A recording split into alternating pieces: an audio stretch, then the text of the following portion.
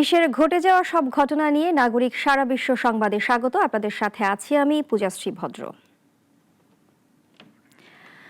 ইসরায়েলের রাজনীতিতে নতুন টালমাটাল পরিস্থিতি। জোট ছাড়ল কট্টর ডানপন্থী দল ইউটিজে। সংকটে নেতানিয়াহুর সরকার। বিশ্লেষকদের মতে আরও বড় ধাক্কার মুখে পড়তে পারে ক্ষমতাসীন জোট। ইসরায়েলের প্রধানমন্ত্রী বেনিয়ামিন নেতানিয়াহুর সরকার এবার পড়েছে বড় ধরনের রাজনৈতিক সংকটে। তার ক্ষমতাসীন জোট থেকে বেরিয়ে গেছে কট্টর ডানপন্থী দল ইউনাইটেড তোরা জুডাইজম ইউটিজে। মূল বিরোধের বিষয় ইয়েশিবা শিক্ষার্থীদের বাধ্যতামূলক সামরিক পরিষেবা থেকে অব্যাহতি দেওয়ার প্রতিশ্রুতি। দীর্ঘদিন ধরে এই দাবিকে কেন্দ্র করে উত্তেজনা চলছিল। ইউটিজের 7 এমপির মধ্যে 6 জন ইতিমধ্যেই পদত্যাগ করেছেন। 1 মাস আগেই দলের চেয়ারম্যান ইৎজাক গোল্ডনফ পদত্যাগ করেন। ফলে 120 আসনের নেসেটে নেতানিয়াহুর সংখ্যা গরিষ্ঠতা কমে দাঁড়িয়েছে মাত্র 61 আসনে। সরকার এখন কার্যত ঝুঁকির মুখে। নিরাপত্তা চ্যালেঞ্জে থাকা ইসরায়েল বর্তমানে গাজা যুদ্ধ মোকাবেলা করছে। এ অবস্থায় সামরিক বাহিনীর জন্য জনবল সংকট তীব্র আকার ধারণ করেছে।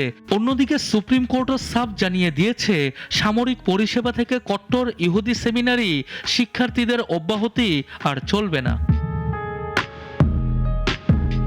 এমন পরিস্থিতিতে সরকারের ভেতর থেকে শুরু হয়েছে ফাটল। যদিও নেতানিয়াহু চেষ্টা করেছেন জোটে ঐক্যমত্য ফেরাতে, কিন্তু তাতে ফল হয়নি বলেই মনে করছেন বিশ্লেষকরা। এখন প্রশ্ন, ইউটিজের পদাঙ্ক অনুসরণ করে শেষ পার্টিও কি জোট ছাড়বে? শেষ সরকার ছাড়লে নেতানিয়াহুর সংখ্যা গরিষ্ঠতা চূড়ান্তভাবে হারাতে পারে। ইতিমধ্যে ইসরায়েলের রাজনীতিতে এ ঘটনাকে দেখা হচ্ছে সরকার পতনের ঘণ্টাধ্বনি হিসেবে। কট্টরপন্থীদের দাবি না মেটানো গেলে আগামী দিনে নেতানিয়াহুর রাজনৈতিক ভবিষ্যৎ যে কঠিন হতে যাচ্ছে তা বলার আর অপেক্ষা রাখে না। সানিয়া আহমেদ, নাগরিক। ইউক্রেন যুদ্ধ নিয়ে মস্কোর ওপর এবার কঠোর বার্তা দিলেন মার্কিন প্রেসিডেন্ট ডোনাল্ড ট্রাম্প। অস্ত্র পাঠানোর ঘোষণা আর রাশিয়ার তেলের ক্রেতাদের ওপর নিষেধাজ্ঞার হুমকি সব মিলিয়ে বদলে যাচ্ছে ট্রাম্পের ইউক্রেন নীতি। তবে বরাবরের মতোই ট্রাম্প এখনই এসব নিষেধাজ্ঞা আরোপ করছেন না, বেঁধে দিয়েছেন 50 দিনের সময়সীমা।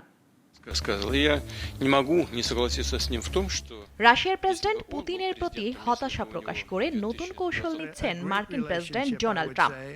ইউক্রেনে অস্ত্র পাঠানোর পাশাপাশি মস্কোর ওপর বড় ধরনের নিষেধাজ্ঞার হুমকি দিয়েছেন তিনি। ট্রাম্প বলেন, আগামী 50 দিনের মধ্যে যুদ্ধ থামাতে না পারলে রাশিয়ার তেলের ক্রেতা দেশগুলোর ওপর নতুন অর্থনৈতিক নিষেধাজ্ঞা আরোপ করা হবে। ট্রাম্প জানান, ইউক্রেনের জন্য পাঠানো হবে উন্নত মানের আকাশ প্রতিরক্ষা ক্ষেপণাস্ত্র প্যাট্রিয়ট, যা নেটো জোটের অংশীদাররা অর্থ দিয়ে দেবে। 17টি প্যাট্রিয়ট ব্যাটারি প্রস্তুত করা হচ্ছে, যার একটি বড় অংশ সরাসরি যুদ্ধক্ষেত্রে পাঠানো হবে। ইতিমধ্যে ইউক্রেনের প্রেসিডেন্ট ভ্লাদিমির জেলেনস্কি ট্রাম্পকে ফোন করে ধন্যবাদ জানিয়েছেন ইউক্রেনের পাশে দাঁড়ানোর জন্য। ধীরে ধীরে ক্ষতি কাটিয়ে উঠছিল রুবল। রাশিয়ার স্টক মার্কেট চাঙ্গা হয়ে উঠছিল। তবে নতুন পশ্চিমা নীতিতে আবার সংকটে পড়তে পারে দেশটি। তবে তাৎক্ষণিক নিষেধাজ্ঞা না দেওয়াই ট্রাম্পকে স্বাগত জানিয়েছে রাশিয়ার বিনিয়োগকারীরা। চীন ও ভারত এখনও রাশিয়ার প্রধান তেল ক্রেতা। এমন পরিস্থিতিতে নিষেধাজ্ঞা আরোপ তাদেরকে লক্ষ্যস্থল বানাবে। রাশিয়ার ওপর দ্বিতীয় দফা শুল্ক আরোপ করতে চাপ দিচ্ছে মার্কিন আইন প্রণেতারাও। ইউক্রেনের যুদ্ধের 3 বছরের বেশি সময় পর এবার দৃশ্যপট বদলাতে যাচ্ছে। ট্রাম্পের কণ্ঠে উঠে এলো হুঁশিয়ারি, আর অস্ত্র যাচ্ছে যুদ্ধক্ষেত্রে। মুনিয়া জ্যোতি, নাগরিক।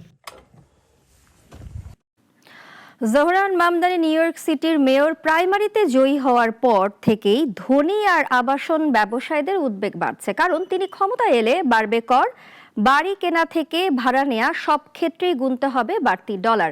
তার জয়ের আশঙ্কায় নিউ ইয়র্ক ছাড়ার কথাও ভাবছেন অনেকে। বিস্তারিত জানাচ্ছেন মুনিয়া জ্যোতি।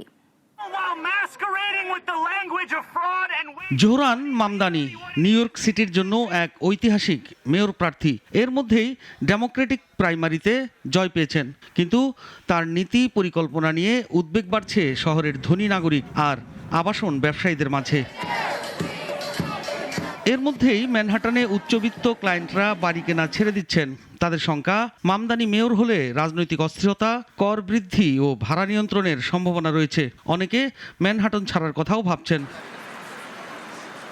৩৩ বছর বয়সী মামদানি এর মধ্যেই প্রস্তাব করেছেন $10 লাখ বেশি আয়কারীদের উপর 2% বাড়তি কর আরোপ হবে। এছাড়া বাড়ির আকার অনুযায়ী ভাড়া নির্ধারণ করে দেওয়ারও কথা বলছেন তিনি। দরিদ্রদের জন্য নতুন পাবলিক হাউজিং এবং কঠোর তদারকির ঘোষণা ব্যবসায়ী মহলকে সতর্ক করছে। এবছরের প্রথম 3 মাসেই নিউ ইয়র্কে গড়ে ভাড়া বেড়েছে 5.6%। এতে বিনিয়োগ সংকট তৈরি হয়েছে। ক্রেতারা আপাতত বাড়ি কেনা অথবা বিনিয়োগ স্থগিত করেছেন। এই অবস্থার সুযোগ নিচ্ছে ফ্লোরিডার আবাসন বাজার। নিউ ইয়র্কের ধনীরা সেখানে বিনিয়োগ করছেন। দরিদ্র নিউ ইয়র্কবাসীর জীবনে পরিবর্তন আনতে চান এই মেয়র প্রার্থী জোহরান মামদানি। তাকে ঠেকাতে শহরের শীর্ষ ধনী ও কর্পোরেট ব্যক্তিত্বরা একজোট হয়ে শক্তিশালী অর্থনৈতিক ও রাজনৈতিক প্রতিরোধ গড়ে তুলছেন। অন্তত $2 কোটি একটি প্রতিরোধ তহবিল গঠন করতে যাচ্ছেন তারা। নাগরিক নিউজ ডেস্ক। চীনের প্রেসিডেন্ট শি জিনপিং এর সঙ্গে বেইজিংয়ে বৈঠক করেছেন ইরানের পররাষ্ট্রমন্ত্রী আব্বাস আরাকচি। সাংহাই সহযোগিতা সংস্থার শীর্ষ সম্মেলনের ফাঁকে তারা এই সাক্ষাৎ করেন। সাংহাই সহযোগিতা সংস্থার 25তম শীর্ষ সম্মেলনে যোগ দিতে বেইজিংয়ে অবস্থানরত ইরানের পররাষ্ট্রমন্ত্রী আব্বাস আরাকচি মঙ্গলবার সকালে চীনের প্রেসিডেন্টের সঙ্গে বৈঠক করেন। তিনি সাম্প্রতিক ঘটনাবলী সম্পর্কে ইরানের অবস্থান ব্যাখ্যা করবেন। এর আগে চীনের পররাষ্ট্রমন্ত্রী ওয়াং ইর আমন্ত্রণে সোমবার একটি প্রতিনিধি দল নিয়ে তেহরান ত্যাগ করেন ইরানের শীর্ষ কূটনীতিক আরাকচি। থিয়ানচৌ 9 কার্গো মহাকাশযানে করে চীনের মহাকাশ স্টেশনে পৌঁছেছে 2টি অত্যাধুনিক ফেইথিয়ান স্পেসওয়াক স্যুট। ভোরে হাইনান থেকে উৎক্ষেপিত কার্গোযানটি প্রায় 6.5 টন সরঞ্জাম বহন করে, যার মধ্যে ছিল মহাকাশচারীদের জন্য খাদ্য, জ্বালানি ও গবেষণা সামগ্রী। নতুন প্রজন্মের এই স্যুটগুলোর স্থায়িত্ব ও কর্মক্ষমতা আগের তুলনায় উল্লেখযোগ্যভাবে উন্নত করা হয়েছে। চীনের জ্যেষ্ঠ প্রকৌশলী ইন রুই জানিয়েছেন, চীনের মহাকাশ গবেষণায় নতুন মাইলফলক এই স্যুটগুলো। অন্তত 20টি স্পেসওয়াকে এগুলো ব্যবহার করা যাবে। ফিলিস্তিনের অবরুদ্ধ গাজা উপত্যকার বিভিন্ন স্থানে ইসরায়েল বাহিনীর ব্যাপক হামলায় একদিনে কমপক্ষে 78 জন ফিলিস্তিনি নিহত হয়েছেন। নিহতদের মধ্যে অনেকেই ত্রাণ নিতে যাওয়া মানুষও রয়েছেন। এদিকে দক্ষিণ গাজার রাফা শহরের একটি ত্রাণ বিতরণ কেন্দ্রের পাশে ইসরায়েলের হামলায় অন্তত 5 জন নিহত হয়েছেন বলে জানিয়েছে ফিলিস্তিনের সরকারি সংবাদ সংস্থা ওয়াফা। এই ঘটনার মধ্য দিয়ে ইসরায়েল ও যুক্তরাষ্ট্র সমর্থিত গাজায় ত্রাণ কেন্দ্রের আশেপাশে নিহত ফিলিস্তিনির সংখ্যা বেড়ে 838 জনে পৌঁছেছে। সবকিছু ঠিক থাকলে শীঘ্রই নতুন প্রধানমন্ত্রী পাচ্ছে ইউক্রেন। ইউলিয়া স্ফিরিদেনকোকে প্রধানমন্ত্রী হিসেবে নিয়োগের প্রস্তাব দিয়েছেন দেশটির প্রেসিডেন্ট ভলোদিমির জেলেনস্কি। ইউলিয়া বর্তমানে অর্থমন্ত্রী হিসেবে দায়িত্ব পালন করছেন। তার নিয়োগে পার্লামেন্টের অনুমোদন প্রয়োজন হবে, তবে জেলেনস্কির নেতৃত্বে পার্লামেন্ট একজোট হয়ে আছে। সুতরাং জেলেনস্কির প্রস্তাব নাকচ হওয়ার সুযোগ কম। প্রস্তাবটি অনুমোদিত হলে 2020 সাল থেকে দায়িত্ব পালন করে আসা ডেনিস শহিমালে স্থলাভিষিক্ত হবেন 39 বছর বয়সী ইউলিয়া। নাগরিক সারা বিশ্ব এখন এ পর্যন্তই। এরপর সন্ধ্যা 6টায় নাগরিক সংবাদ দেখার আমন্ত্রণ রইল। ধন্যবাদ সবাইকে।